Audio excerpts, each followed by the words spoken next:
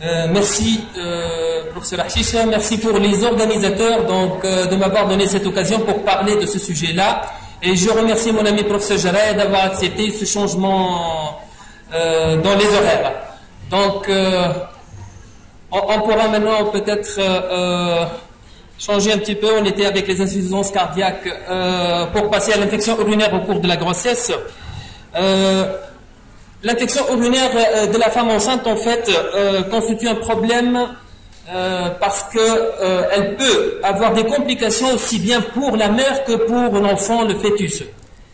Et cette infection urinaire, en fait, peut se présenter sous 3 formes. Et là, c'est à nous de donner de l'importance à ces circonstances de découverte. Et comme vous le savez, les études qui concernent la femme enceinte, que ce soit les études pour le diagnostic et surtout pour la prise en charge et le traitement, sont peu nombreuses en qualité de méthodologie qui sont parfois discutables. Et donc là, certains choix se basent essentiellement sur l'extrapolation ou sur les données de la population des femmes en âge de procréer. Surtout en termes de choix de traitement antibiotique, là où je vais peut-être insister un peu. Je vais commencer par un cas clinique. Quelques questions pour répondre à certains points d'actualité. Et vous allez voir qu'il y a quelques actualités en 2015, décembre 2015. Alors on va commencer par ce cas clinique, une femme enceinte, 16 semaines d'aménorrhée, qui consulte pour la première fois. Elle a été vue par son médecin traitant, elle est asymptomatique et l'examen est sans particularité. À 16 semaines, on lui a demandé un ECBE. On va y revenir. Mais le résultat, il est comme tel. Donc une leucosturie qui est à 200 000, qui est assez élevée, avec à la culture, il y a un Escherichia coli. Vous savez que l'Escherichia coli, c'est la bactérie la plus fréquente, fréquemment isolée, et c'est un Escherichia coli gentil, qui est sensible, sauvage. Gentil et sauvage à la fois. Donc, qui est sensible à l'amoxicilline contre imoxazole, ciprofloxacine, trimétoprime, plutôt phosphomycine, trométamol et l'amoxicilline acide clavulanique. Alors, ma première question, est-ce que devant cette situation, qu'est-ce qu'on va retenir? Cystite gravidique, pyélonéphrite gravidique, bactériurie asymptomatique, une colonisation urinaire gravidique ou une contamination du prélèvement?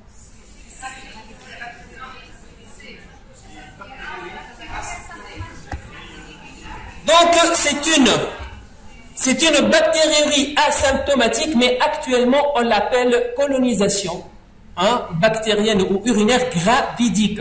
C'est une nouvelle appellation de cette entité clinique, parce que la dame n'avait pas de symptômes, c'était son médecin traitant qui lui a demandé le CBU. On va y revenir, est-ce qu'on fait ça systématiquement ou non? Alors, je vous ai dit que l'infection urinaire chez la femme enceinte peut se présenter sous 3 formes cliniques, on les sait tous. Colonisation urinaire gravidique ou ce qu'on appelle bactériurie asymptomatique, et je sais très bien que le professeur Hachicha n'aime pas ce mot-là, cette appellation de bactériurie asymptomatique, la cystite aiguë gravidique et la pyélonéphrite aiguë gravidique. Alors, quelles sont les actualités par rapport à ces 3 formes cliniques? Donc, vous retenez le diagnostic de colonisation urinaire gravidique, est-ce que vous décidez de la traiter ou non? Si on dit oui, mais pourquoi on traite cette infection urinaire, cette colonisation urinaire gravidique, c'est une femme qui est asymptomatique, on a demandé le CBU et on trouve une bactérie. Alors la réponse est oui. C'est une femme enceinte. Alors pour répondre à cette question, depuis les premiers travaux de Cass dans les années 60, on sait très bien que la colonisation urinaire gravidique, c'est un facteur de risque de pyélonéphrite gravidique dans 20 à 40%. C'est pas négligeable comme chiffre. Donc pour cette raison, donc, je pense qu'on a pensé à prendre en charge et à traiter cette colonisation urinaire gravidique. Mais en plus, la question qu'on doit se poser, comment on va dépister cette colonisation urinaire gravidique? Sous quelle forme? Comment on va faire? Alors, par rapport à la bandelette urinaire, je vous ai dit tout d'abord, en termes de méthodologie chez la femme enceinte, il y a beaucoup de différences par rapport à la femme jeune en âge de procréation, mais on est obligé d'extrapoler. Donc, il y a des controverses. oui, le dépistage par bandelette urinaire, mais si c'est positif ou si négatif, comment on va faire? Alors, pour répondre à sa question, je vous rappelle ce chiffre-là. La valeur prédictive négative de ces bandelettes, c'est entre 79 à 94% chez la femme enceinte dans certaines études. Ça veut dire quoi? Ça veut dire, si on a une bandelette urinaire négative, on s'arrête, on ne continue pas à demander d'autres examens, mais si bandelette urinaire est positive, dans ce cas, on demande un ECBI qui est l'examen de référence. Et vous voyez, on est toujours chez une femme qui est asymptomatique en termes de dépistage. Alors, pour aller plus loin dans l'actualité, c'est une femme enceinte asymptomatique et vous voyez que la bactériurie, le seuil de bactériurie doit être supérieur à 10 puissance 5 unités forme en colonie par millilitre. On sait très très bien chez la femme symptomatique, la bactériurie peut aller de 10 puissance 3 à 10 puissance 4. Mais là, il faut exiger 10 puissance 5. Sinon, vous allez me dire, oui, et qu'est-ce qu'on fait? Donc, on pourra demander un autre examen et s'assurer que c'est bien une bactériurie avec un seuil significatif.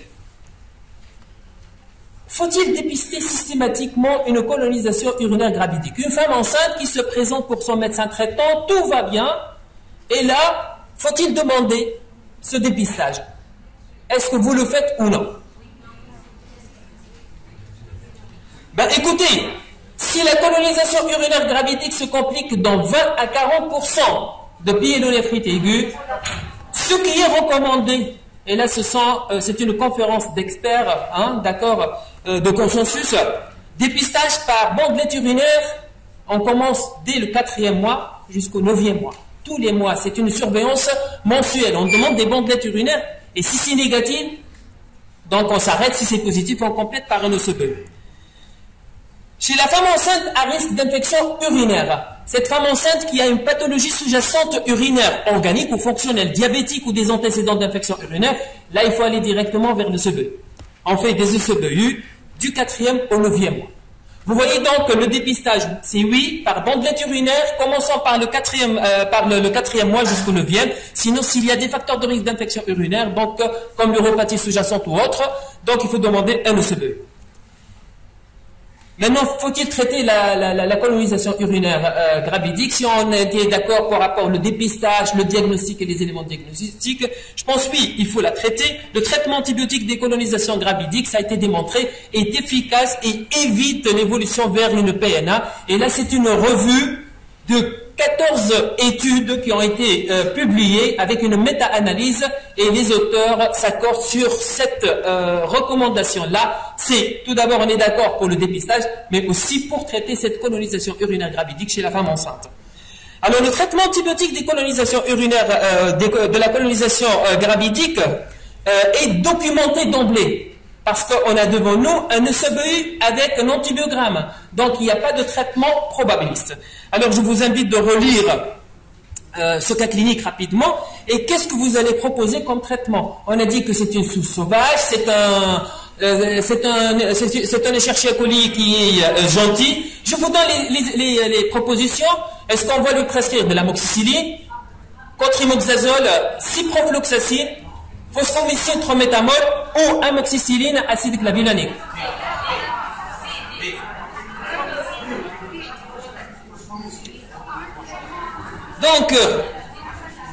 Donc il faut écoutez, il faut bien qu'il y ait une réponse à cette question-là. Que pensez-vous de la proposition C? Que pensez-vous de la proposition E? Alors, la réponse, je pense, c'est A. Alors, en fait, pour donner un traitement antibiotique chez la femme enceinte, on sait très très bien que l'antibiothérapie doit permettre un traitement optimal, donc de la pathologie maternelle, tout en tenant compte de l'exposition du fœtus et ou de l'enfant allaité en cas d'allaitement. Mais ce traitement doit être optimal. Ça veut dire quoi? Ça veut dire que le traitement urinaire en pratique et de première intention, puisque c'est documenté, il faut favoriser le spectre le plus étroit. C'est documenté, c'est le plus étroit. L'amoxicilline, elle a de la place comme molécule pour traiter l'infection urinaire chez la femme enceinte, la colonisation urinaire gravidique, etc. Donc il ne faut pas qu'on oublie ces molécules-là. Par la suite, en deuxième intention, pivméthyline, je l'ai mis en bleu parce que de problème de disponibilité en Tunisie. Troisième intention, c'est la phosphomycine 3-métamol. Et là, c'est parmi les nouveautés dans la prise en charge de l'infection urinaire chez la femme enceinte, c'est phosphomycine 3-métamol. Alors par la suite, en quatrième intention, vous voyez qu'il y a un cotrimoxazole, méthoxazole, donc à éviter les 2 premiers mois de la grossesse, mais par la suite, on peut le prescrire chez la femme enceinte. Et à la fin, vous voyez que cinquième intention, selon l'impact écologique, donc on peut donner furadoïne, nitrofurantoïne, l'amoxicilline, acide clavulanique, et vous voyez à la fin c'est cefixime. Donc il faut penser à cet impact éthologique et surtout là on est dans l'infection documentée, dans la situation là où on a une documentation. Donc je vais y revenir par rapport à cette céphalosporine 3e génération par voie orale. Alors écoutez,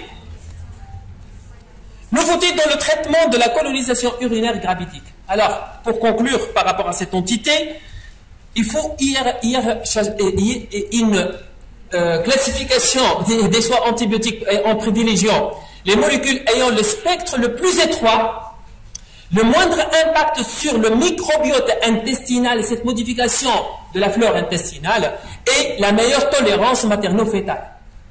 Voilà, hiérarchie. Privilégiant les molécules ayant le spectre le plus étroit et par la suite la meilleure tolérance materno-fétale.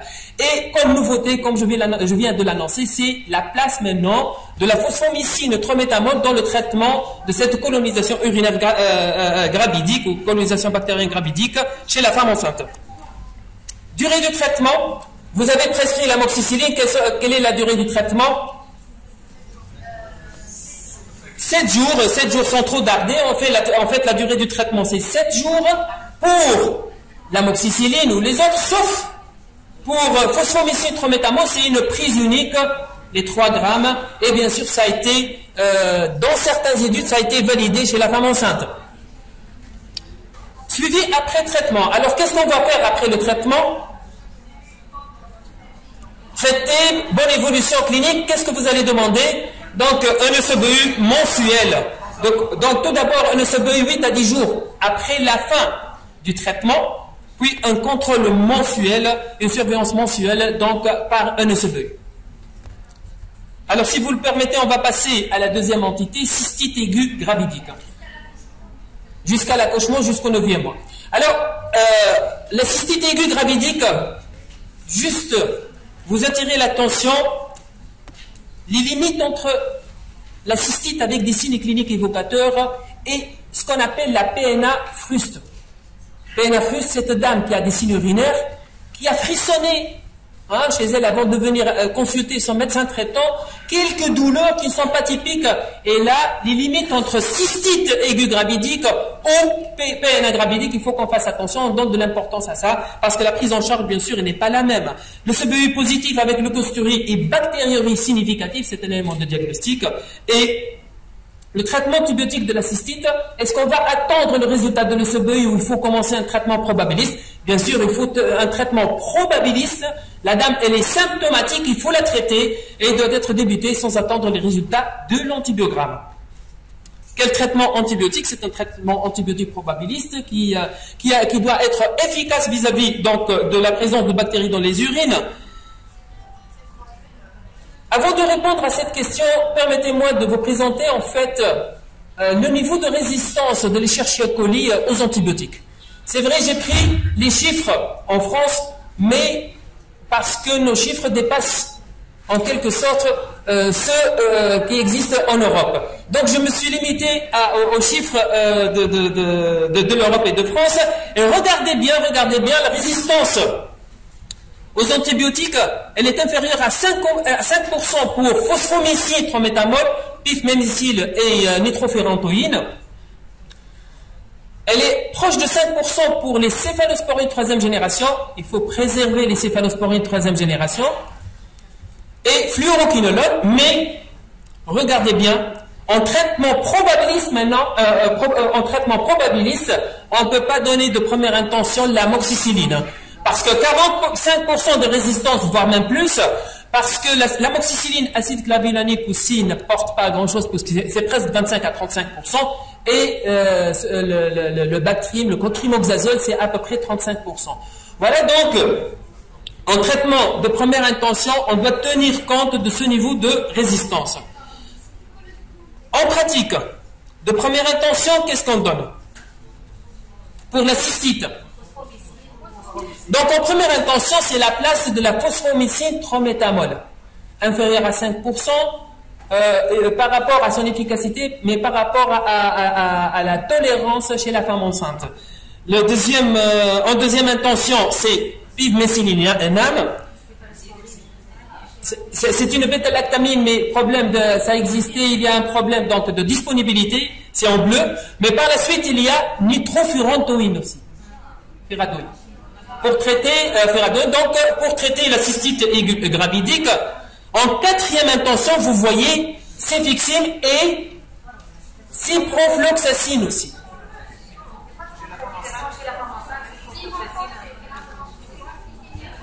Je continue et je vous réponds par rapport à la ciprofloxacine. Par la suite, il faut toujours réévaluer selon l'antibiogramme et revenir par rapport au spectre si jamais donc, la bactérie elle est sensible à l'amoxicilline, etc. Alors, qu'est-ce qu'il y a de nouveauté dans le traitement probabiliste de la cystite aiguë gravidique? Tout d'abord, la place de la phosphomycine trométamol en première intention. Donc, monodose 3 grammes. La deuxième chose, c'est l'utilisation possible de la ciprofloxacine en quatrième intention. C'est vrai, comme ça a été dit tout à l'heure, on a appris que les fluoroquinolones sont formellement contre-indiqués chez la femme enceinte ici en rouge.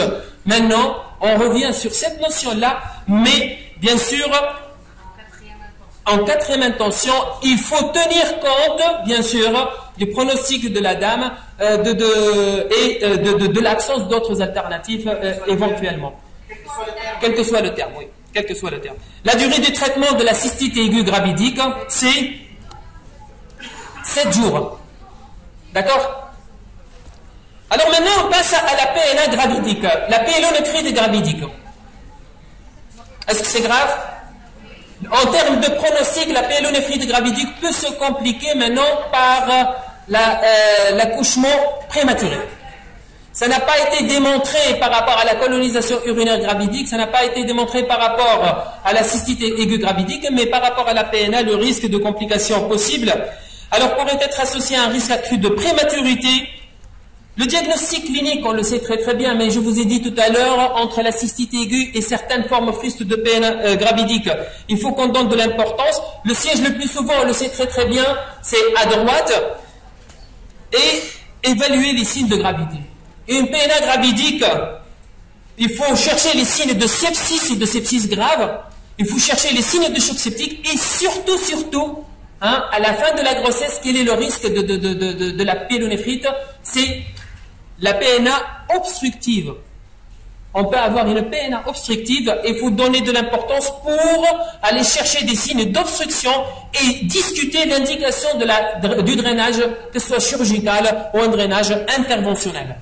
C'est ça les particularités de la PNA chez la femme enceinte, c'est le risque à la fin de la grossesse d'avoir une PNA obstructive.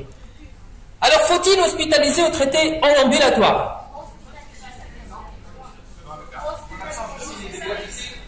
Donc, entre l'hospitalisation systématique, entre l'hospitalisation de courte durée, entre l'évaluation, bien sûr, une évaluation hospitalière est conseillée. On hospitalise pour évaluer, pour prendre quelques heures de recul, et le retour à domicile est possible dans les 48-72 heures. Bien sûr, il faut exiger qu'il y ait un retour à la pyrexie, l'évolution favorable des symptômes, et avoir récupéré le résultat de l'ECB, parce qu'on va donner un traitement probabiliste. C'est ça le problème. Alors, hospitalisation et retour le jour même. Oui, c'est possible. On pourra l'hospitaliser l'hospitalisation de jour, mais il faut exiger certaines choses, la bonne tolérance et l'absence de signes de gravité, sepsis sévère, état de choc, etc. PNA non hyperalgique, ça c'est très important. Une dame enceinte qui se présente avec des douleurs en hyperalgie lombaire, c'est une PNA hyperalgique, il faut garder la dame, s'assurer qu'il n'y ait pas donc d'obstacle. Bien sûr, c'est le rôle de l'imagerie. L'absence de vomissement, si on va donner un traitement par voie orale. Et l'examen obstétrique anormal aussi. Surveillance à domicile par les proches. Il faut qu'elle soit proche de l'unité de soins et du cabinet ou de l'hospitalisation. Et l'absence d'immunodépression, d'uropathie sous-jacente, d'infection urinaire récidivante, etc. Voilà, donc c'est possible de prendre le jour même la dame et donc avec un retour au domicile le jour même. Faut-il, oui, à domicile, mais avec une surveillance, avec une évaluation. Alors, la fameuse question des hémocultures. Faut-il faire des hémocultures chez une femme qui se présente pour une PNA? Donc, les hémocultures peuvent ne pas être systématiques. En fait, PNA gravidique sont signes de gravité. Ni doute de diagnostic, les hémocultures ne modifient pas la prise en charge en termes de durée du traitement. On va demander un ECBI dans les règles et on va voir. Mais s'il y a des signes de gravité, là, bien sûr, il faut faire des hémocultures parce que ça pourrait être autre pathologie infectieuse que la pyélonéphrite aiguë. Quelqu'un qui est en état de choc, on ne peut pas quand même s'aventurer à ne pas faire des hémocultures parce qu'on ne sait pas comment ça va évoluer et la pathologie d'origine qui était à l'origine de l'état de choc. Donc les hémocultures, dans cette situation-là, en l'absence de signes de gravité ni doute de diagnostic, donc on pourra ne pas faire des hémocultures. L'indication de l'échographie, est-ce qu'on doit la faire de façon systématique ou non? PNA gravidique, oui, je retiens cette proposition, c'est recommandé, voire même doit être faite en urgence si on est face à une PNA hyperalgique ou présence de signes de gravité. Parce qu'il faut discuter le drainage interventionnel ou chirurgical. C'est une urgence de traitement. Quel est le traitement de première intention? Est-ce que c'est une monothérapie ou bithérapie? Donc il y a plusieurs questions là, on se pose. La biologie, quelle que soit l'hyperleucocytose, l'insuffisance, la fonction rénale, etc. Donc c'est demandé comme bilan, j'ai pas trop insisté, et l'évolution. Mais là, par rapport au traitement, bien sûr, il faut tenir compte de plusieurs éléments. Tout d'abord, le traitement de première intention, ce sont les céphalosporines troisième génération par voie injectable. Et c'est en monothérapie. En monothérapie, en l'absence de signes de gravité, et je rajoute aussi autre chose, en l'absence de facteurs de risque d'avoir des bactéries résistantes, ce qu'on appelle, nous, les sécréteurs ou sécrétrices de BLSE. C'est-à-dire une femme qui a déjà reçu une antibiothérapie auparavant, entre autres les bêta-lactamines, les fluoroquinolones, et avec une forme grave, là, bien sûr, on pourra discuter. Alors, une autre question, si on est devant une forme grave, on dit, voilà, on va associer un aminoside. Quel aminoside choisir? Alors la réponse, quel aminoside on va donner, c'est l'amicacine. L'amicacine dans les formes graves. Pourquoi je réponds à la question? Pourquoi en fait? Dans les formes graves, l'amicacine par rapport à la gentamicine, ça nous permet de gagner en termes de spectre d'action. Si on donne céphalosporine et on veut rajouter un aminoside dans les PNA graves, entre autres chez la femme enceinte, c'est la place de l'amicacine parce qu'en spectre d'action et d'activité, c'est meilleur. Nouveauté dans le traitement de la PNA gravidique, et comme ça j'aurais fini en fait, retenez aussi quelque chose, l'imipénem, carbapénem, on probabilise dans les formes graves en fonction des facteurs de risque d'infection à BLSE. Une femme enceinte qui se présente, et on sait très très bien, ça peut se compliquer d'un sepsis sévère, d'un état de choc, chez la femme enceinte, on peut discuter carbapénem s'il y a des facteurs de risque de BLSE. J'en ai rappelé deux en fait, surtout d'avoir reçu un traitement antibiotique, les bêta-lactamines, ou d'être hospitalisé pour une infection urinaire ou traité pour une infection urinaire, et surtout l'hospitalisation. Possibilité d'utiliser la ciprofloxacine en probabiliste sans signe de gravité, sans exposition au fluoroquinolone dans les 6 mois précédents. Par exemple, la dame qui se présente avec une allergie aux bêta-lactamines, c'est un problème. Donc là, c'est parmi les indications de ciprofloxacine de première intention dans la PNA sans signe de gravité et s'assurer que dans les 6 mois, la dame n'ayant pas pris donc, les fluoroquinolones. Et bien sûr, on peut le prescrire dans le traitement de relais. Durée de traitement de PNA. Donc c'est entre 10 et 14 jours et ce n'est pas 21 jours, hein. Donc c'est 10 à 14 jours selon la forme clinique, l'évolution. Et bien sûr par la suite, on va demander un SBU de contrôle 8 à 10 jours après l'arrêt du traitement. Puis bien sûr, c'est connu, c'est les PNA, c'est les SBU mensuels jusqu'à la fin de la grossesse. Donc c'est la dernière mise à jour des recommandations en bonne pratique, décembre 2015. Vous rentrez dans le site de la Société de pathologie infectieuse de langue française, vous allez trouver tout le texte. Et donc je vous remercie pour votre attention.